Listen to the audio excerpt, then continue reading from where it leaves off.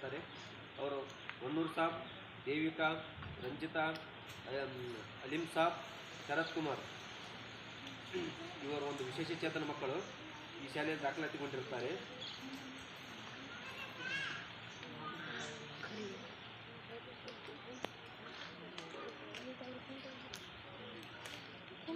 ಅದೇ ರೀತಿ 2022-23ರಲ್ಲಿ CRC ಈ ಶಾಲೆಗೆ ಭೇಟಿ ನೀಡಿರುವುದು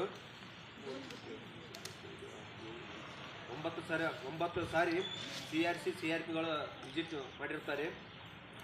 ಅದೇ ರೀತಿ BRP ಅವರು 2 ಬಾರಿಯನ್ನು ಈ ಶಾಲೆಗೆ ಭೇಟಿ ನೀಡಿರ್ತಾರೆ.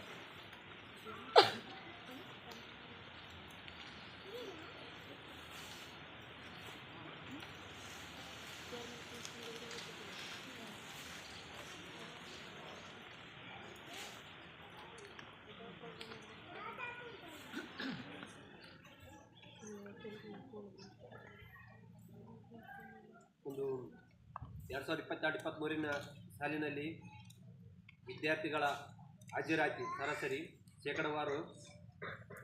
ಶೇಕಡಾವಾರದಲ್ಲಿ ಮಾಡಿದಾಗ 80%ಗಿಂತ ಹೆಚ್ಚು ಮಕ್ಕಳು 170 ಮಕ್ಕಳು ಹಾಜರಾಗಿರ್ತಾರೆ. ಅದೇ ರೀತಿ 60-80% ಮಕ್ಕಳು 32 ಮಕ್ಕಳು, ಅದೇ ರೀತಿ 40-60% ಮಕ್ಕಳು 10 ಮಕ್ಕಳು ಈ ಶಾಲೆಯಲ್ಲಿ ಹಾಜರಾಗಿರುತ್ತಾರೆ.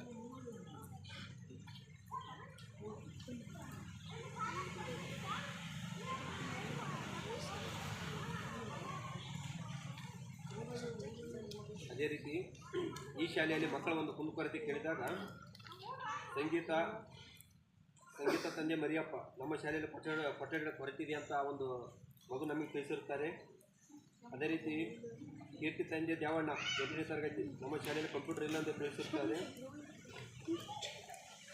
ಅದೇ ರೀತಿ ಭಾರ್ಗವ ತಂದೆ ಸುಬ್ರಹ್ಮಣ್ಯ, ನಮ್ಮ ಶಾಲೆಯಲ್ಲಿ ಶೌಚಾಲಯದ ಕೊರತೆ ಇದೆ ಅಂತ ತಿಳಿಸಿರುತ್ತಾರೆ.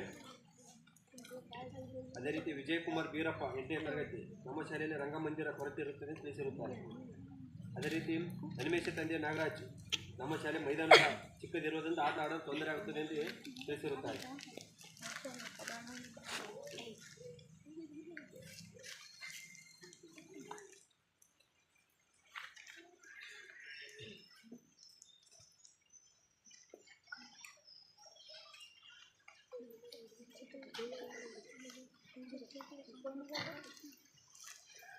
ನಮ್ಮ ಪ್ರಕಾರ ಈ ಒಂದು ಸಾಮಾಜಿಕ ಪರಿಶೀಲನೆ ಕೈಗೊಂಡಾಗ ಎಲ್ಲ ಉತ್ತಮವಾಗಿದೆ.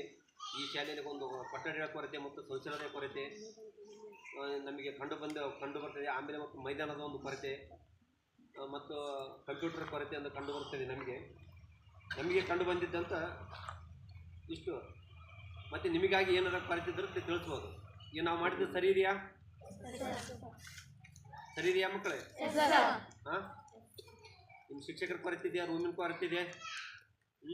ಮತ್ತೆ ಏನಾದರೂ ನೀವು ತಿಳಿಸ್ಬೋದು. ಏನೋ ನಿಮಗೆ ಅದಿತ್ತಂದರೆ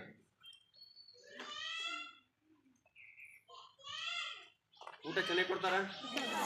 ಹಾಂ, ಊಟ ರುಚಿಯಾಗಿರುತ್ತೆ? ಮನೆಗೆ ಎಷ್ಟು ಜನ ಹೋಗ್ತಾರೆ ಊಟಕ್ಕೆ? ಯಾರು ಹೋಗೋದಿಲ್ಲ, ಎಲ್ಲರೂ ಇಲ್ಲೇ ಊಟ ಮಾಡ್ತೀರಾ? ಹುಳಪಳ ಏನಾರು ಬರ್ತವೆ? ಏನಿಲ್ಲ. ನಿಮ್ದು ಏನಾದ್ರು ಇರ್ತದೆ ಹೇಳ್ಬೋದು.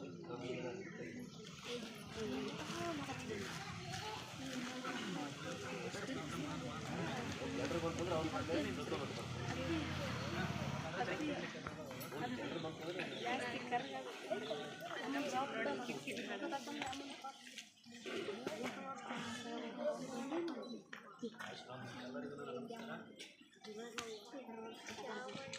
ನಮ್ಮ ಶಾಲೆಯಲ್ಲಿ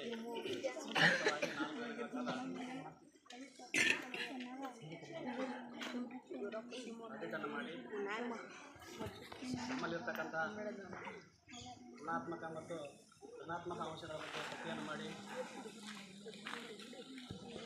ಅವುಗಳ ಬಗ್ಗೆ ನಮ್ಮೆಲ್ಲರ ಗಮನಕ್ಕೆ ತಂದು ಅವುಗಳನ್ನು ಮುಂದಿನ ದಿನಗಳಲ್ಲಿ ಸರಿದೂಗಿಸುವಂಥ ಸಲಹೆಯನ್ನು ಕೊಟ್ಟು